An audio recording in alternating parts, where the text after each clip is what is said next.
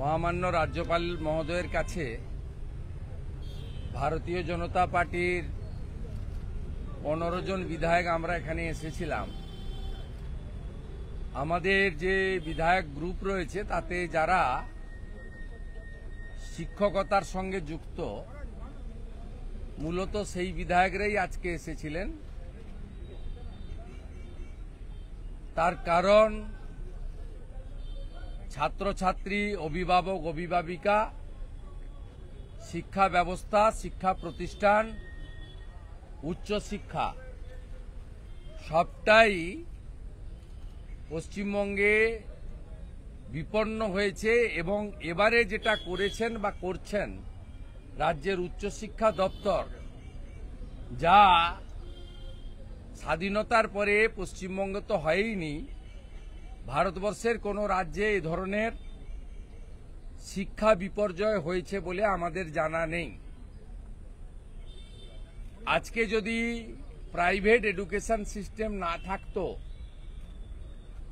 তাহলে এই যন্ত্রণাটা বা এই সমস্যাটা আপনারা অনুধাবন করতে পারতেন। আমরা পশ্চিমবাংলার পপুলার চ্যানেল এবং প্রিন্ট মিডিয়া, ইউটিউবার, পোর্টাল সকলের কাছেই প্রথমে অনুরোধ করতে চাই,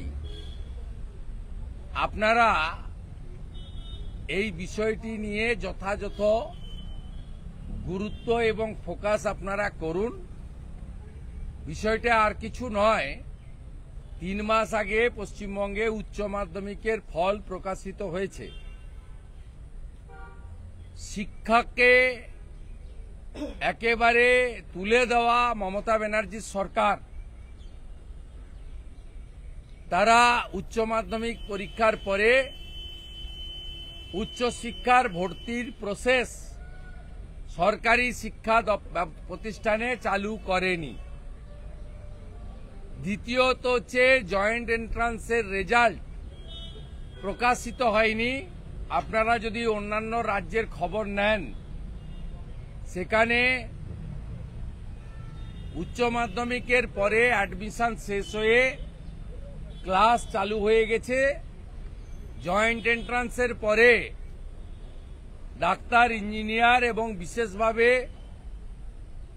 যে সমস্ত ক্যাটাগরিতে ছাত্রছাত্রীদের মেরিট অনুযায়ী ভর্তি হওয়ার সুযোগ আছে, সেই ভর্তি শেষ হয়ে ক্লাস চালু হয়ে গেছে।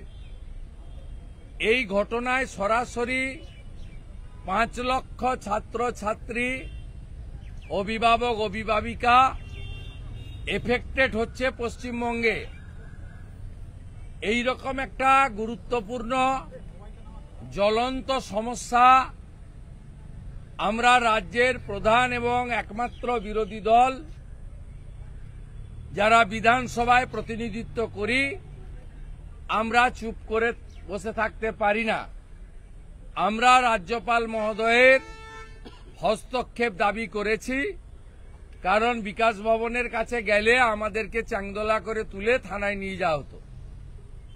নবান্নর কাছে তো যেতেই দেবে না। অভয়ার মাকে যারা লাঠি মারে তাদের কাছে নবান্ন যাওয়ার চেষ্টা করেই, যদিও আমরা এমএলএ নির্বাচিত, আমাদের স্টেট সেক্রেটারিয়েট নবান্ন সচিবালয়।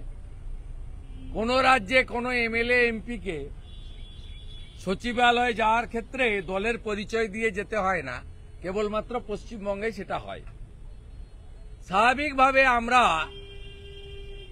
সাংবিধানিক প্রধানের দ্রুত হস্তক্ষেপ প্রার্থনা করেছি এবং রাজ্য সরকার কি করল উইথ ডিউ অনার ওনার কাছে আমরা অনুরোধ করেছি যাতে উনি আমাদের ফিডব্যাক দেন, আমরা যাতে এই ক্রন্দনরত ছাত্রছাত্রী, উদ্বিগ্ন অভিভাবক, অভিভাবিকা এবং সামগ্রিকভাবে শিক্ষানুরাগী বা শিক্ষাবিদদের কাছে, শিক্ষক সমাজের কাছে আমরা আজকের এই ডেপুটেশন বা মেমোরান্ডামের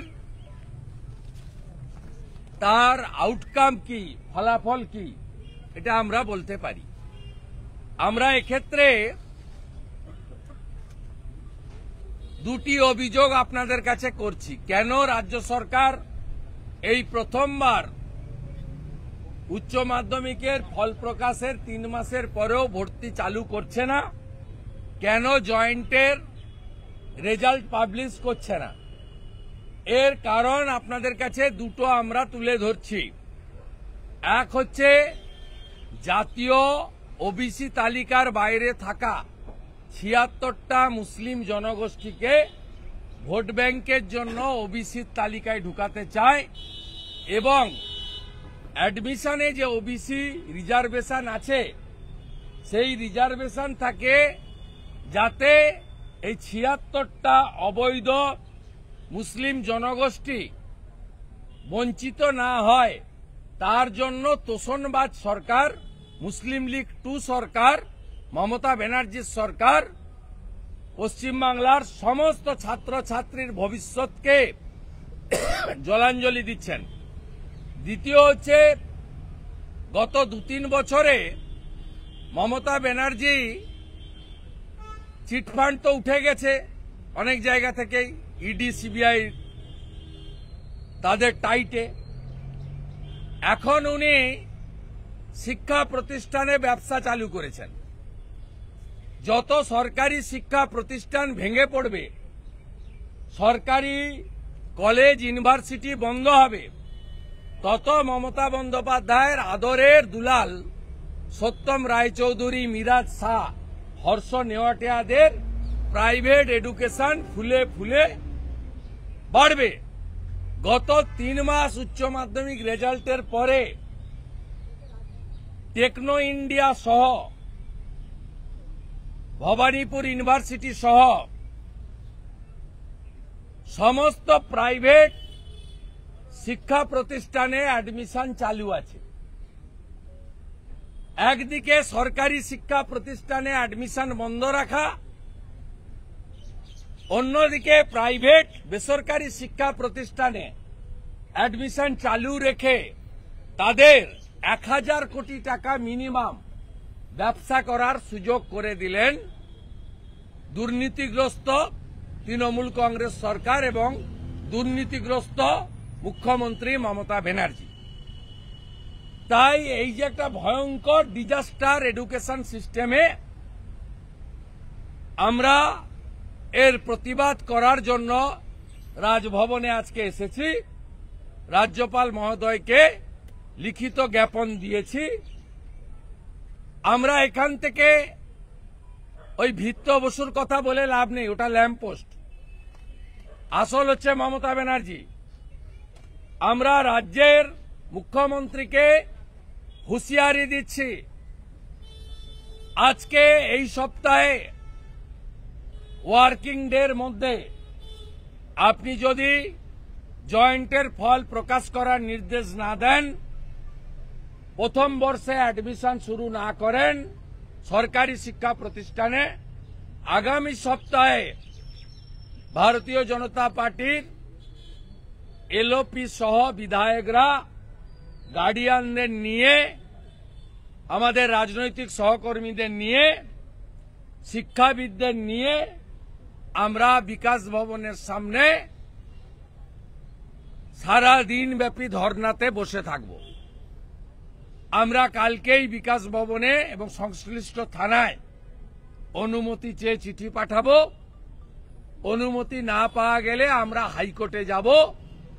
অনুমতি নিয়ে আপনার মুখোশ এই প্রেসের সামনে নয়, মাইক লাগিয়ে আমরা খুলব পশ্চিমবাংলার অভিভাবকদের এবং আপামর জনগণের সামনে।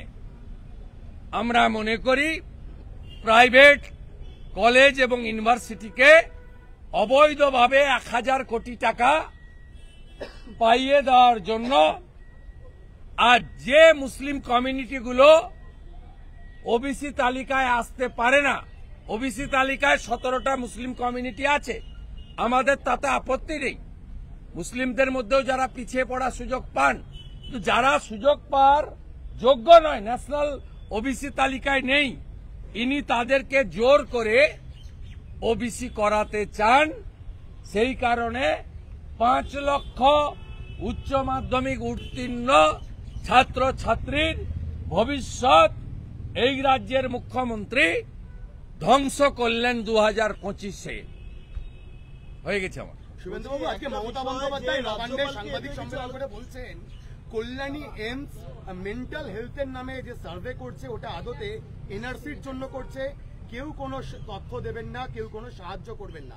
কল্যাণী এইমসকে আক্রমণ মমতা। উনি সারা রাত্রি ঘুমাচ্ছেন না মুখ্যমন্ত্রী, মাঝে মাঝেই চমকে চমকে উঠছেন এনআরসি করে। এটা আজকের নয়, উনি সিএএ কে এনআরসি বলা থেকে অদ্যাবধি এসআইআর কে এনআরসি বলছেন। এই মুখ্যমন্ত্রীর কথাবার্তা সংবিধান বিরোধী, রাষ্ট্র বিরোধী, এবং খুব লজ্জা লাগে যে পশ্চিমবাংলায় এইরকম একটা মুখ্যমন্ত্রী তিনি প্রশাসনিক কর্ত্রী হয়ে বসে আছেন। বলছি রাজ্যপালের কাছে যে আপনারা এলেন, এক্ষেত্রে রাজ্যপাল কি কিছু বললেন, কোনো আলোকপাত করবেন গোটা? একদম উনি ক্যাটেগরিক্যালি মাইক ধরেই বলেছেন যে বিজেপি এবং প্রিন্সিপাল অপোজিশন এরা প্রত্যেকটা ইস্যুতে জনস্বার্থে তারা আমাকে পয়েন্ট আউট করেন। আমি উনাকে বলেছি যে নর্মাল প্রোটেস্ট বা ডেপুটেশন এটা নেবেন না, আপনি এটাকে সিরিয়াসলি নিয়ে, উনি বলেছেন আগামীকালের মধ্যেই আমি রাজ্য সরকারের কাছ থেকে একটা রিপোর্ট আনাবো। আমরা উনার কাছে উইথ হাম্বেল আপিল করেছি যে আমাদের একটা ফিডব্যাকও আপনি দেবেন, আমরা জনগণকে জানাতে চাই। আমরা সিদ্ধান্ত নিয়েছি আগামী সপ্তাহে বিকাশ ভবনে আমরা বসবো। এটা আধ ঘন্টা 1 ঘন্টার নয়, আমরা একটা পরিকল্পনা নিচ্ছি, আমরা বসবো। এতগুলো ছাত্রছাত্রী আগামী প্রজন্মের ভবিষ্যৎ নষ্ট হতে দিতে আমরা চাই না।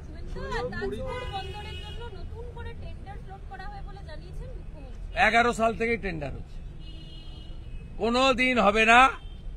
তার কারণ ঘাটাল মাস্টার প্ল্যানের মতো জমি অধিগ্রহণ হয়নি। মমতা ব্যানার্জিকে বলবো ইতিহাস পড়তে। সতীশ সামন্ত বিজু পট্টনায়কের সঙ্গে লড়াই করে হলদিয়াতে পোর্ট করেছিলেন, জওহরলাল নেহরু প্রধানমন্ত্রী ছিলেন। হলদিয়াতে সম্পূর্ণ 5টা গ্রাম অধিগ্রহণ হয়েছিল। মোট অধিগৃহীত জমির পরিমাণ ছিল 5000 একর। দাসের চক, রায়রাজ চক, বিষ্ণুরাম চক, কুমার চক, পাতিখালি, পূর্ণ জায়গা। আমাদের তাজপুরে যে ডিপসি পোর্ট, তার সমুদ্র বাঁধের পরেই সমস্ত জমি হচ্ছে রায়েত জমি, নো খাস ল্যান্ড। একটা পোর্ট করতে গেলে মিনিমাম 5000 একর জমি প্রথম অধিগ্রহণ করতে হয়। জাতীয় সড়ক গেছে 16B, তাকে তাজপুরে যে 6 কিলোমিটার যেতে সেখানে 4 লেন 6 লেনের রাস্তা দিতে হয়, ভারী গাড়ি যাতায়াত করবে। এবং রেল কানেক্টিভিটি ফ্রেডের জন্য বন্দর থেকে যে মাল উঠে, কি মমতা ব্যানার্জি হেলিকপ্টার করে নিয়ে আসবেন নাকি? সেই যে মাল আসবে পোর্টে, তার রেল কানেক্টিভিটির জন্য রেলওয়ের সঙ্গে এগ্রিমেন্ট করে রেল করতে হয়। কিচ্ছু হয়নি, ধাপ্পাবাজি আর মিথ্যাবাজি। 21-এ ভোটের আগে বলেছিল ডবল চাকরি হবে, এখন ডবল চাকরি যাচ্ছে। 26,000 গেছে, 32,000 যাওয়ার পথে। আবার 6 মাস পরে নির্বাচন, তাই তাজপুর বলছে দেউচা পাঁচামিতে বলে এসেছিল 1 লক্ষ লোক চাকরি পাবে, একটা লোক চাকরি পেয়েছে দেখিয়ে দিক, 1 ঝুড়ি কয়লা তুলেছে দেখিয়ে দিক। এখানে কুলপিতে বন্দর করবে বলেছিল, কতবার বলেছে, বন্দরের ভয়ের দেখা নেই। এইসব ঢপবাজি মারতে মারতে উনি টুপি পরাতে চলছেন।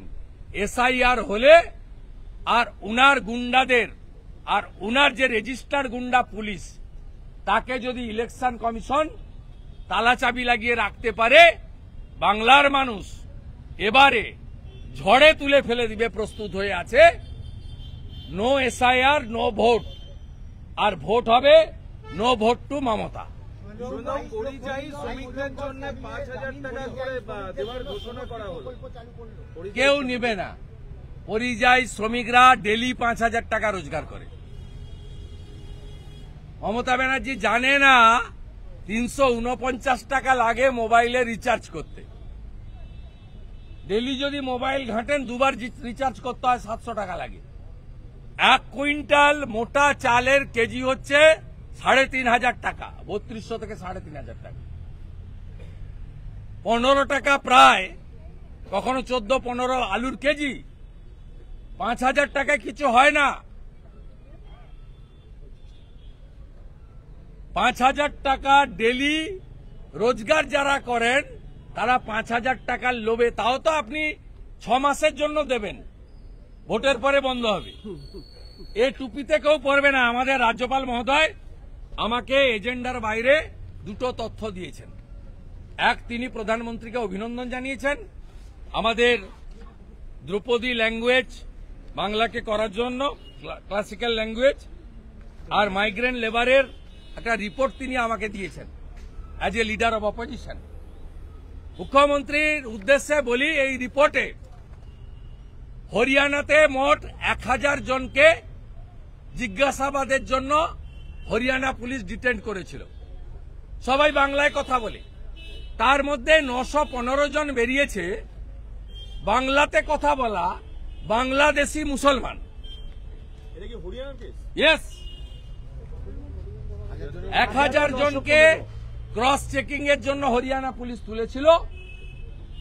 915 জন বেরিয়েছে বাংলাতে কথা বলা বাংলাদেশি মুসলমান অনুপ্রবেশকারী, যাদের ভিসা পারমিট কিচ্ছু ছিল না, অবৈধ ইললিগাল ইনফিল্ট্রেটার্স। আর বাকি 85 জন বেরিয়ে গেছে ভারতীয়। সেই ভারতীয়দের সঙ্গে তারা ভালো ব্যবহার করেছে এবং তারা হরিয়ানাতে কর্মক্ষেত্রে আছে। তাই আপনাকে আমরা 5,000 টাকা চাঁদা তুলে দেব, আপনি বাংলাটা দয়া করে ছাড়ুন।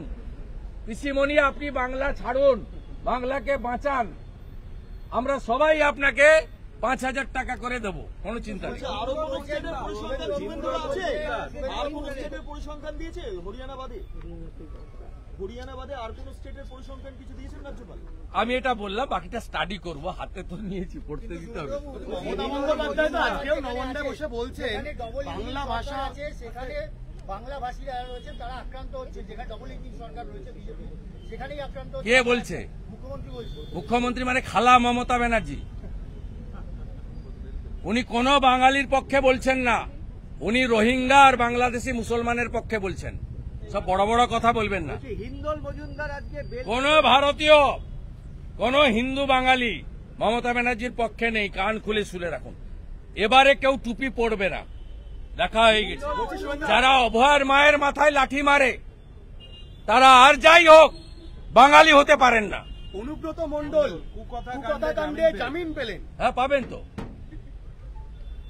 পাবেন তো। মাথায় অক্সিজেন কম যায়, পিসির ভাই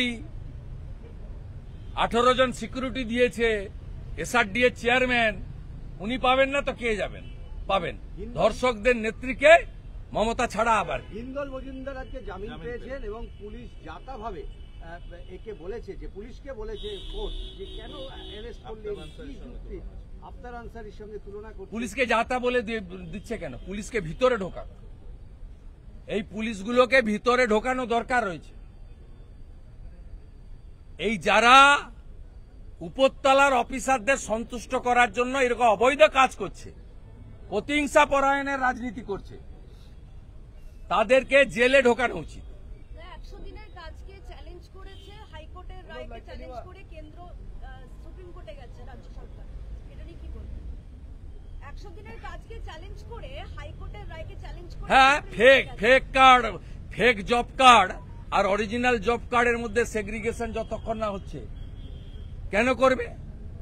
যে টাকা তুলে নিয়ে পালিয়েছে 1 কোটির বেশি ফেক জব কার্ডে, বাংলাদেশে টাকা চলে গেছে। ভারতের টাকা মুর্শিদাবাদের নবগ্রামে 100 দিনের কাজ করে বাংলাদেশে চলে গেছে। বাঙ্গালোরে, হায়দ্রাবাদে পরিযায়ী শ্রমিকের অ্যাকাউন্টে গেছে 100 দিনের জব কার্ডের টাকা। 7,000 কোটি টাকা সাইফন হয়েছে। কেন্দ্রের কংগ্রেস সরকার 4 থেকে 14 দিয়েছিল 100 দিনের কাজে পশ্চিমবঙ্গকে 14,000 কোটি। নরেন্দ্র মোদীজি 14 থেকে 22 পর্যন্ত দিয়েছেন 54,000 কোটি টাকা। তার মধ্যে 7,000 কোটি টাকা এক শ্রেণীর পঞ্চায়েত নির্মাণ সহায়কদের একটা অংশ বিডিওরা, ডিএমরা সাইফন করেছে। এটা দেশের টাকা, ট্যাক্সের টাকা।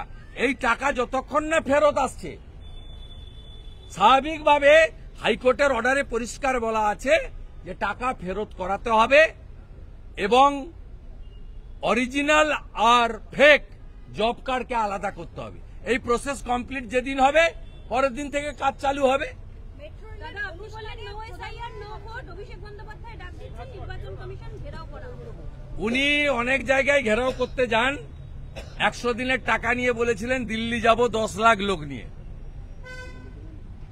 গেছিলেন কটা লোক নিয়ে? লোক দেখেছে। রাজঘাটে যখন লাঠি নিয়ে তাড়া করে দিল্লি পুলিশ, তখন শান্তনু সেনের জুতা, সুজিত বসুর ছাতা, প্রাণ নিয়ে ছুটে পালাচ্ছিল। তারপরে কলকাতা পুলিশের সৌজন্যে তখন ওই বিনীত গোয়েল ছিল ধর্ষককে, যিনি প্রোটেকশন দিয়েছিলেন। এইখানে ছামড়া বেঁধে, উল্টো দিকে ছামড়া বেঁধে এইখানে উনি বিপ্লব করেছেন। উনি অবিলম্বে দিল্লি যান। দিল্লি পুলিশ রাজীব কুমার বা মনোজ বার্মার পুলিশ নয়, দিল্লি পুলিশ কেন্দ্রীয় সরকারের হাতে। দিল্লি পুলিশের লাঠি সাইজ হচ্ছে 6 ফুট। রাজঘাটে যেমন দৌড়েছিলেন, এবারে খালি পায়ে যাবেন, নইলে জুতো রাখারও সুযোগ পাবেন না। এসএসসির ক্ষেত্রে যে ভিডিওটা গতকাল পুলিশ চালিয়েছিল, আজকে কোর্টে এই নিয়ে মামলা ওঠে। Fake video. হ্যাঁ, কোর্ট ফেক ভিডিও। ওখানে একটা চ্যাংড়া অফিসার আছে অনিশ বলে, ওই চ্যাংড়া অফিসারের কুকীর্তি এটা। সুমন বিশ্বাস এ কাজ করতে পারে না। সুমন প্রতিবাদী চরিত্র, সুমন রাষ্ট্রবাদী। সুমনকে ফাঁসানোর জন্য এই কাজ করেছে। ওরা একটা চ্যাংড়া পুলিশ অফিসার হয়েছে, হিরো সেজেছে অনিশ বলে, ওই এই কাজটা করেছে। সেই মুহূর্তে সাংবাদিক সম্মেলন করছিলেন